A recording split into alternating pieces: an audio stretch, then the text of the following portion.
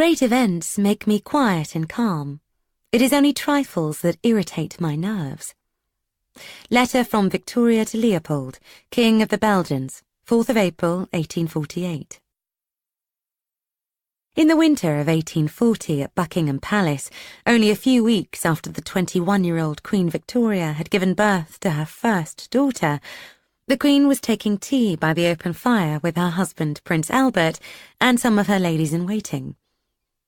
It was clear that Victoria was upset. There were red patches on her cheeks and her eyes were glassy.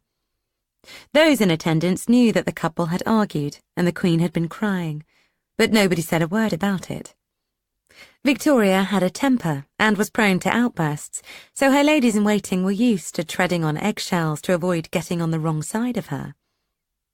Suddenly, overcome by fury, Victoria snapped.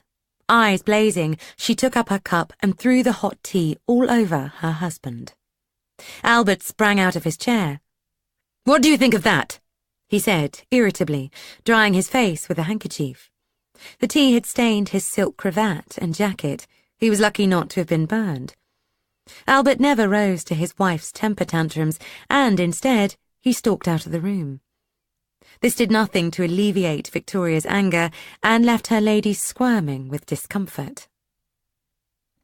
Victoria had only just discovered that even before her first child, the infant princess, had been christened, she was pregnant again.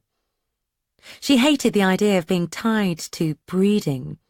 For a woman who had escaped a suffocating childhood and cast off her ambitious mother and her mother's insidious adviser, Sir John Conroy, to take the throne in her own right, childbearing felt like a trap that took her away from the life she really wanted. As far as Victoria was concerned, it was too soon to get pregnant again, and it felt desperately unfair. She clearly blamed Albert, and much preferred the challenges of ruling the country to the job of securing the succession. There never was an individual less regretted by his fellow creatures than this deceased king. The Times, on the death of George IV, Victoria's uncle, 16th of July, 1830. When Victoria came to the throne on the 20th of June, 1837, the British royal family was not popular. The House of Hanover, of which she was the 6th successive monarch, was viewed as foreign and corrupt. There hadn't been a woman on the throne for more than a century, not since the death of Queen Anne in 1714.